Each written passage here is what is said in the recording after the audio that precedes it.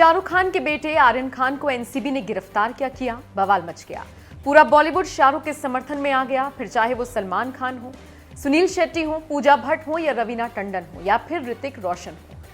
फिल्मी जगत का तो चलिए समझ आता है, लेकिन पॉलिटिशियंस भी शाहरुख का दिल खोलकर समर्थन कर रहे हैं।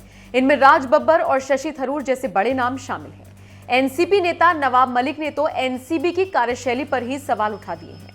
हालांकि अब सवाल यह भी उठता है कि आखिर इसके पीछे की कहानी क्या है, इसके पीछे आखिर क्या पेच फंसा हुआ है। अगर नवाब मलिक की माने तो पूरा केस ही फर्जी है, अगर केस फर्जी है तो फिर इससे एनसीबी को क्या मिलेगा, आखिर ये किस वजह से किया गया होगा। और अगर एनसीबी की बातों पर गौर फरमाएं तो जहन में फिर वही सवाल आता है कि क्रूज पर 1800 लोग मौजूद थे, इनमें से 14 लोगों को ही क्यों पकड़ा गया, 6 लोगों को किस आधार पर छोड़ दिया गया।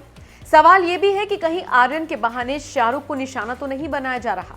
अब देखिए, ये सवाल इसलिए क्योंकि कई रिपोर्ट्स में यह दावा किया जा रहा है कि एनसीबी के अधिकारी समीर वानखेड़े और शाहरुख खान के बीच रिश्ते अच्छे नहीं हैं। सूत्र बताते हैं कि आज से 10 साल पहले दोनों के बीच विवाद हुआ था। बताया जाता है ये पूरा घटनाक्रम साल 2011 का है, जब समीर वानखेड़े मुंबई एयरपोर्ट पर कस्टम टीम में तैनात थे। उस दौरान शाहरुख खान हॉलैंड से वापस आए तो पूरे परिवार को तो एयरपोर्ट से जाने दिया, लेकिन उनको कुछ वक्त के लिए डिटेन कर लिया गया था। इसके पीछे का कारण बताया जाता है कि वो एक तय सीमा से ज्यादा के वजन का सामान लेकर जा रहे थे। इसके बाद वानखेड़े ने उनसे पूछताछ की और उन पर 1.5 लाख रुपए का जुर्माना लगाया था।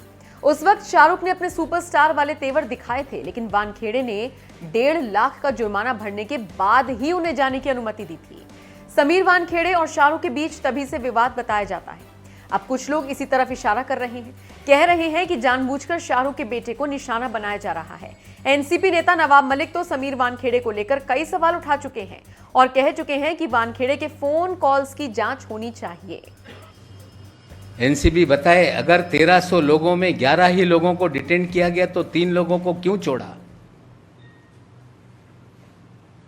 हम मांग करते हैं कि श्री वानखेड़े इसका खुलासा तत्काल रूप से करें। क्या कारण था कि 1300 लोगों में से इन 3 लोगों को भी लाया गया, और क्या जांच पूरी हो गई कि 3 लोगों को छोड़ दिया गया।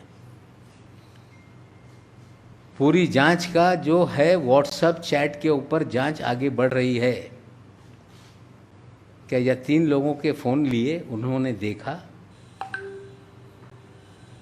ये सारा जो भी क्रूज का छापेमारी का काम है ये पूरी तरह से फर्जीवाड़ा है। प्लान किया गया कुछ सेलिब्रिटीज को बुलाने का, प्लान किया गया खबरें बनाने का, और प्लान करके ही लोगों को फंसाया गया है। ये सच्चाई है।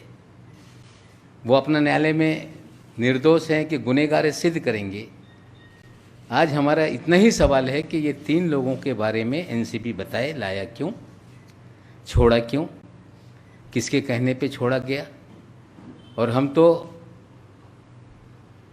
मुंबई और महाराष्ट्र की पुलिस से भी मांग करेंगे कि इन सभी के कॉल डिटेल निकाले जाएं।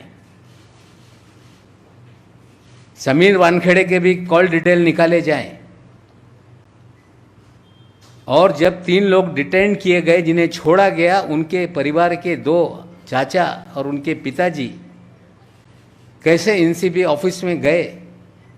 हमें शंका है कि उनके पिताजी के फ़ोन से समीर वानखेड़े की दिल्ली और महाराष्ट्र के भारतीय जनता पार्टी के नेताओं के बीच में बात हुई है, और निश्चित रूप से कॉल डिटेल सामने आएगी तो सारा पकड़ने से लेके छोड़ने तक का जो भी सच्चाई है लोगों के सामने आएगी।